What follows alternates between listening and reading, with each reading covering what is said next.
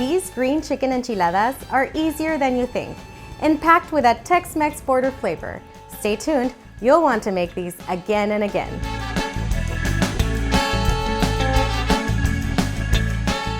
Hola amigos, welcome back to Tex-Mex at Home. Today we're making green chicken enchiladas. Enchiladas originated in Mexico and come in many variations. These enchiladas are home-style border food, making them easy to cook right at home and perfect for everyday meals. For cooking hacks and meal prepping tips for green enchiladas, visit us at texmexathome.com. Now let's get started.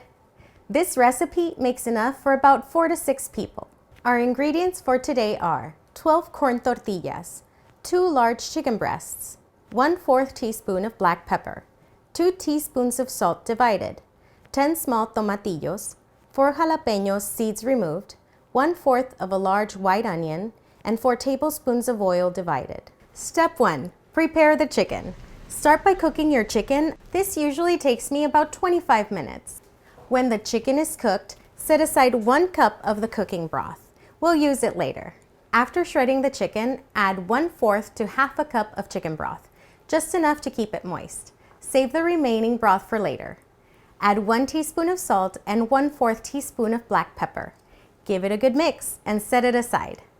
If you're enjoying this recipe so far, remember to subscribe and like so we can keep cooking together. Step 2. Cook the veggies. In a hot pan over medium heat, add 2 tablespoons of oil. Then add the tomatillos, jalapeños, and onion. Cover and let everything cook for about 10 to 12 minutes. You'll know the veggies are ready when the tomatillos lose that bright, shiny green color. The jalapeños look a little bit dull and the onion is soft. Step 3. Blend the salsa. Transfer everything to a blender, including the oil from the pan. Add 1 teaspoon of salt, half a cup of chicken broth, and blend until smooth. Step 4.